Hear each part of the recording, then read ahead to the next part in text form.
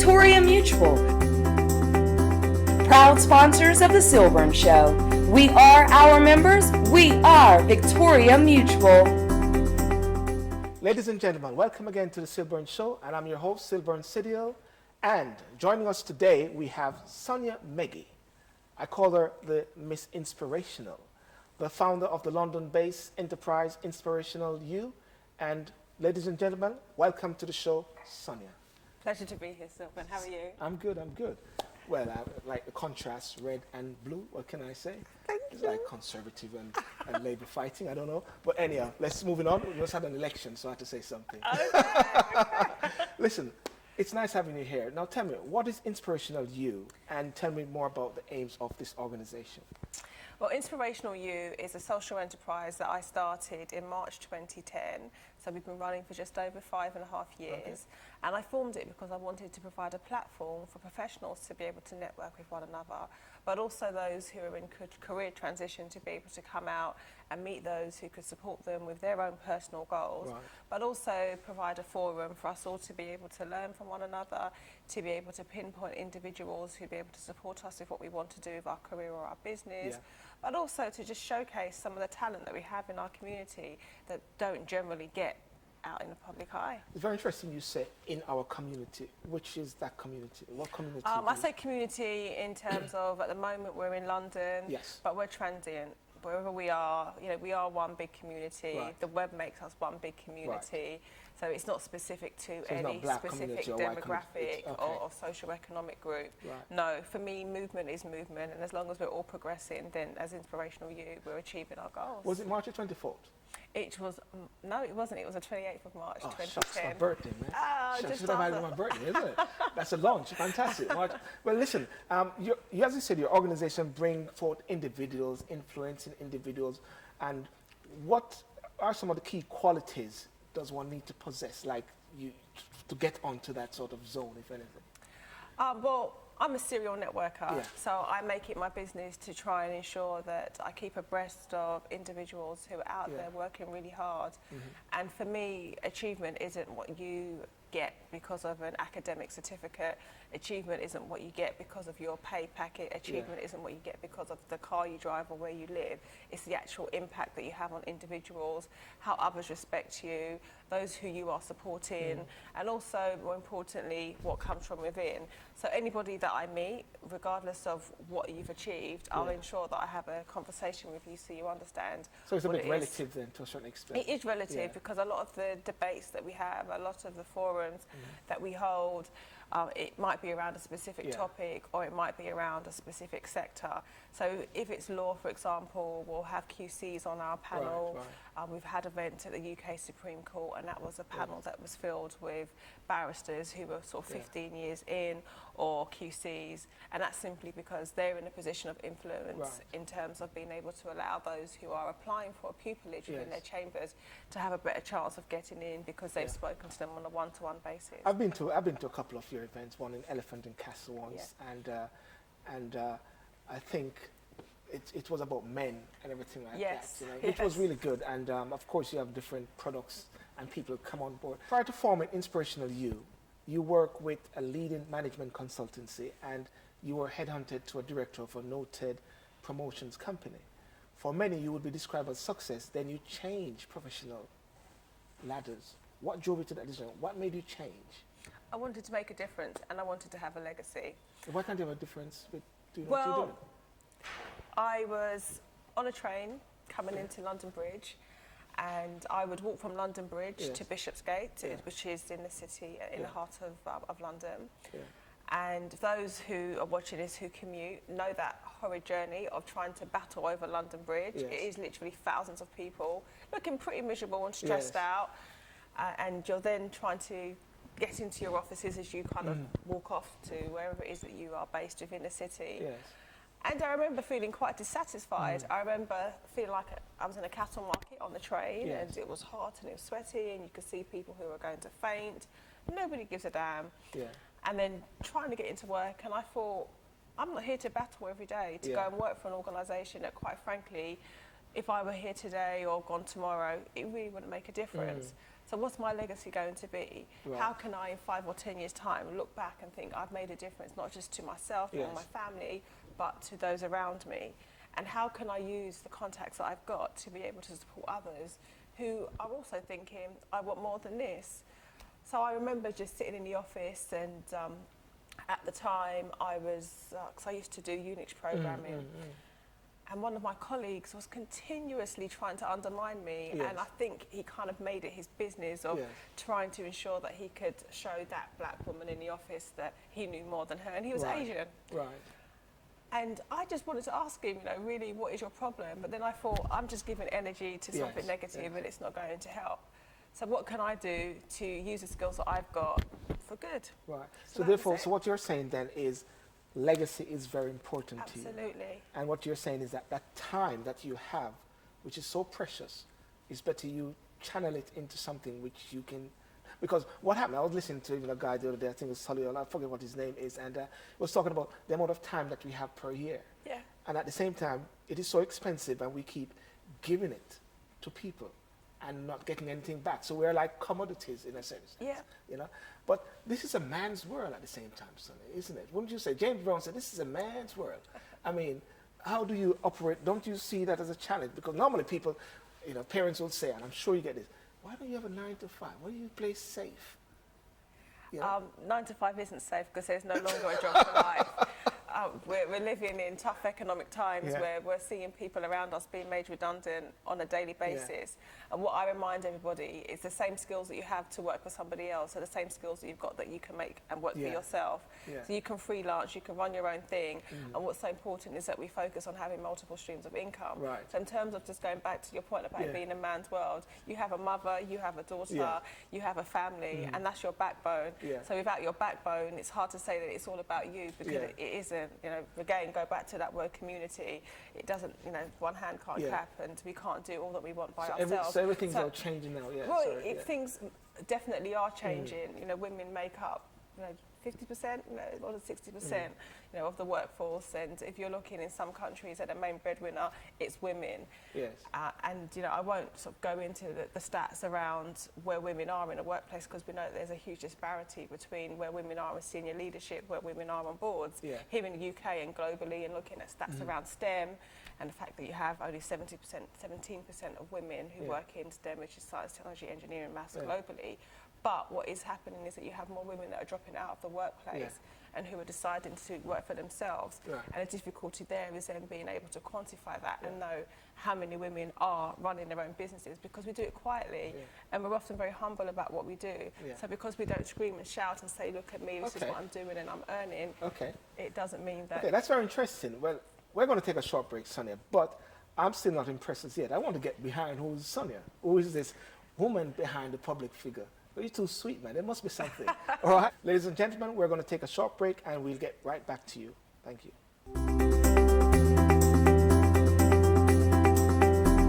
Victoria Mutual, proud sponsors of the SYLBOURNE Show. We are our members. We are Victoria Mutual. Welcome back to the SYLBOURNE Show, and we have Sonia Meggie, who is the founder of Inspirational You. And before we left, we spoke about who is the woman, who is this person behind the public figure, Sonia Meggie. I want to know, you want to know, because she's too sweet. Sonia Meggie. Sylvan, thank you. Who are you? Well, what can I say? First of all, I'm a mum. Yes. I have an 11-year-old, and I'm also a recent graduate. I've just done an MA in digital media. And as well as running Inspirational You, I also have an accessories company. I'm a qualified football coach. Okay, cool. And I'm also about to start a Saturday school, so I wear many hats. Yes, yes. And like many working mothers, we understand that we have to ensure that we are juggling all that we do effectively and efficiently. Yes. But what comes first is our family. Right, right. Now, for Sonia, at the same time, when is Sonia down? What is that low time for Sonia? Do you know, I have to be honest. Yeah, I have to be honest and say that I always try and see the best in everything. Yes. I try and make it my business to encourage and keep those around me positive and upbeat. Very rarely do I dwell on anything that may go wrong. I always think that if things do not work out, there's a lesson in what's happened, and it's for us to take away from that lesson. Now, the reason why I'm asking that is because sometimes persons believe that there must be something bad or something low or whatever, but they don't have to be. Because I know you for years, and you're always smiling, bubbly, and everything like that. And that is something which is very important, and it actually is that sort of gem or so within a person that actually brings people to them. And it's the reason why I'm not surprised about Inspirational You. And it's the reason why I'm not surprised why it is flourishing. And but how do you juggle? Because of course women are multitaskers. I mean, I've been trying to put on things together and I'm all messed up, but how do you juggle all these different roles that you do? That's the juggling bit. By support. Yeah. Good support, but also asking. Yes. One of the things I always remind everybody that I meet is don't try and do it all yourself, and don't be afraid to say I can't cope, and don't be afraid to ask. My philosophy is, and I always say this to everybody, and whenever I have an event, make a point of saying don't ask, don't get. Right. Because if nobody knows what it is that you're going through, and if nobody knows how they can support you, you're never going to know what you can achieve. And it's impossible to be the success that you want to be without the help of somebody else guiding you along the way, or supporting you, or just whispering and reminding you that you can do it. So it's, for me, having great family, great friends, and a great support network. And because I'm here trying to encourage others, it inspires other people to say, what can I do and how can I get involved? So I like that bit there, and it's very crucial. And I say if you don't ask, you don't get.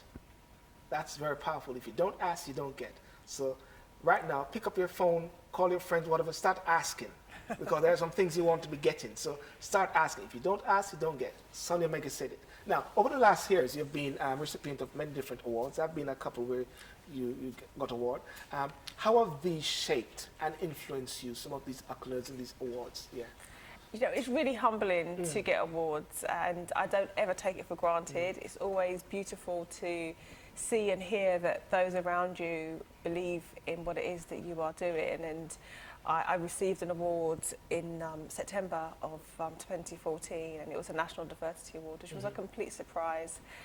And what was more rewarding was the fact that so many people had taken their time out to write down why they felt I should get the award, and they've done videos to say why they support me getting the award.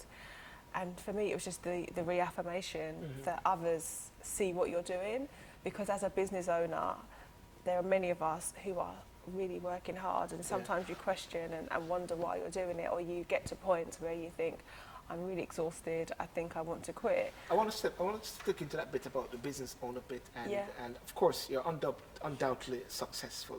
I consider successful as a relative term. Somebody could just be walking down the road, they never walked before in their life. That's a success. Absolutely. You know what I mean? So success is not about the person who's up, you know. What are some of the difficulties you've experienced, as a single mother? I remember actually one time when you're working and everything, and then I saw your tweet, of course. I'm going to university, I'm studying. And then it's like 3 years later, 2 years later, I'm not really thinking about it. Then I saw I'm graduating.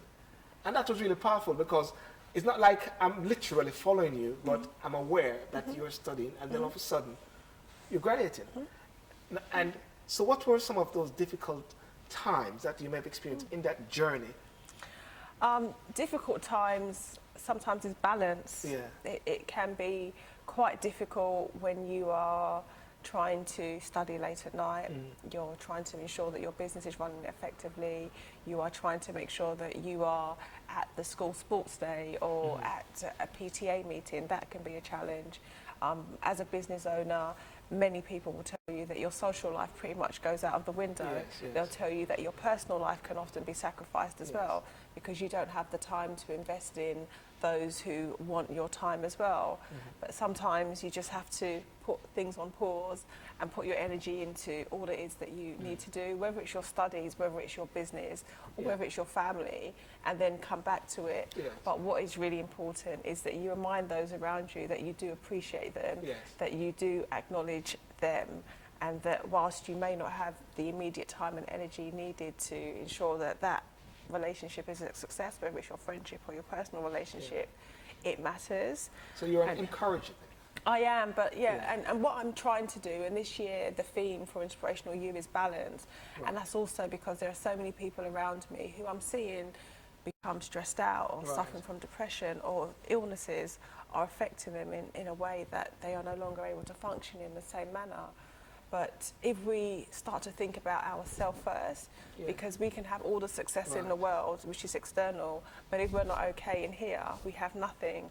So I'm reminding everybody to, if they can, once a week, meditate, always find time for prayer, always find time to be still, always find time to just sit down and collect your thoughts. You know, write down every day a to-do list, and at the end of that to-do list, ensure that thank you is on that list as well. I find it interesting what you said right there. So do you believe also is it because people are not living their passion, living their dreams? Most are not. And they're just living on an autopilot. Yes. And when people start to flourish sometimes, all of a sudden, it's not a medical or injection or medicine, but it's to live. Instead of just, what do you call it? Breathe. Yes. Yeah? Yeah, so many of us do, and it's because we're also conditioned, particularly in the UK, to just keep on going. There isn't that many ways for you just to say, okay, well, how can I start to really think about me? How can I ensure that all that I achieve is successful in everything that I do? But more importantly, particularly when those of us who are working 9 to 5 are on that career trajectory and we're seen as leadership potential, or we're on the pipeline, or we have a sponsor within the organisation that we work with that's pushing us to achieve all that we want, we do all of this, but then we aren't actually thinking about the detrimental effect that it often has on us. I do believe that, yes. So I'm just trying to remind everybody that you can have everything, but you have nothing. Remind people speak to the camera and say, I want to remind everybody. I want to remind everybody to put yourself first, to ensure that you take the time to just reflect on what it is that's important to you, that you take the time on a daily basis to just say thank you, that you take the time every day just to sometimes stop and just breathe and remind yourself that I'm okay, I can do this. But also, I want to follow my passion. I was going to ask you a question about if a stranger came up to you and asked you for words of inspiration and advice. That was on my script. You just answered it right there.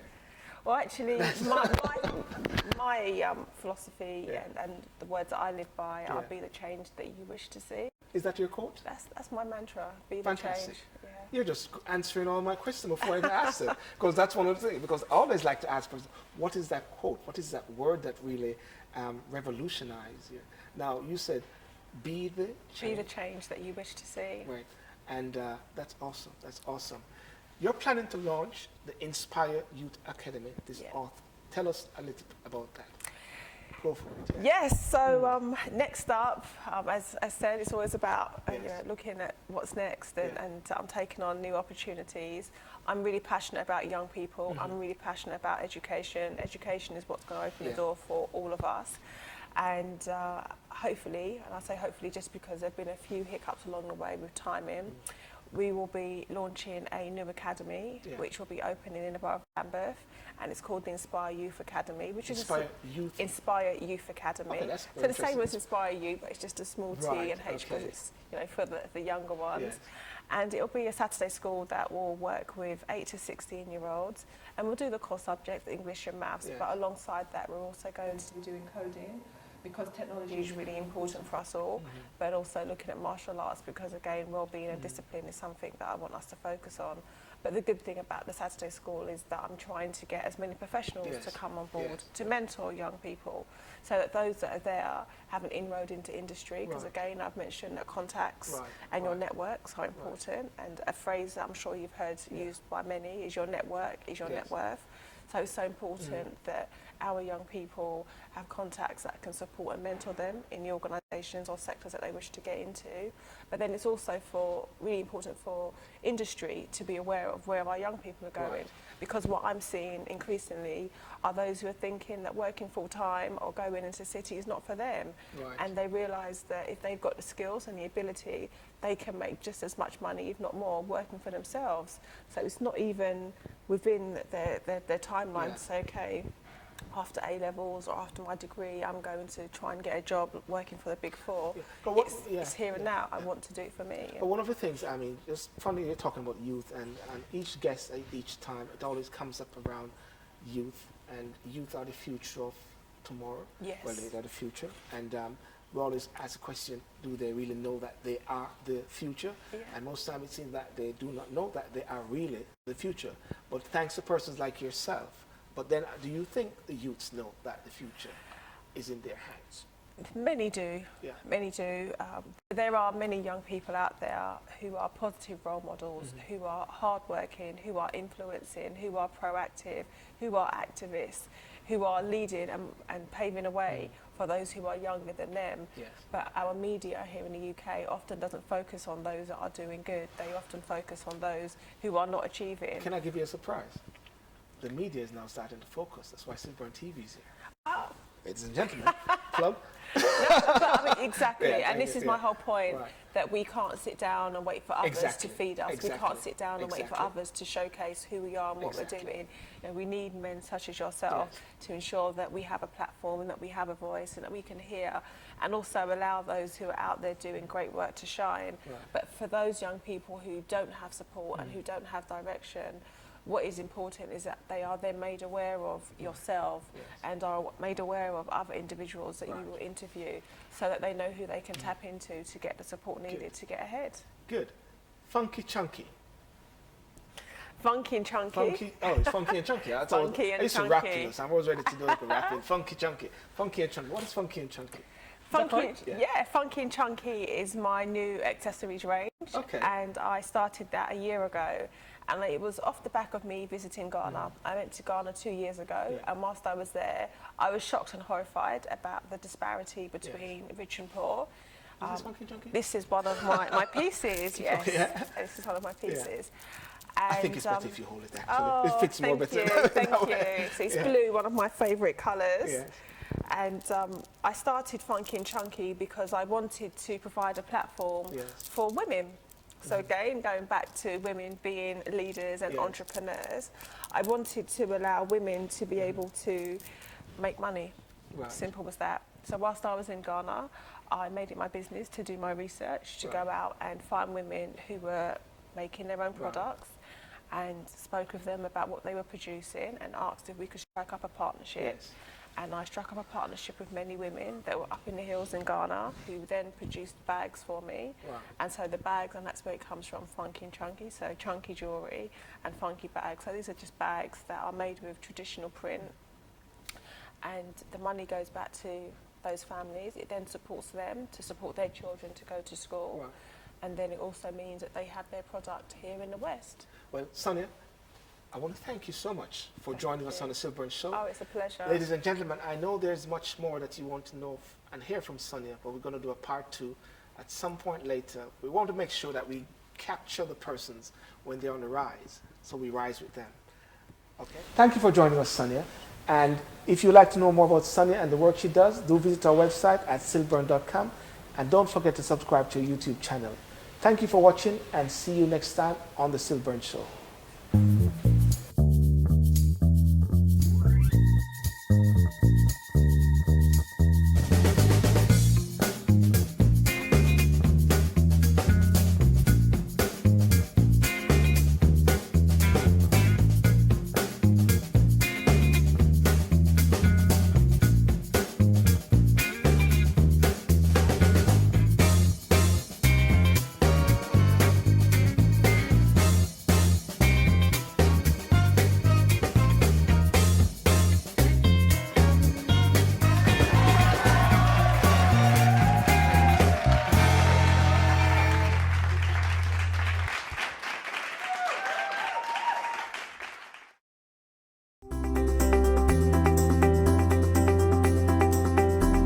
Victoria Mutual.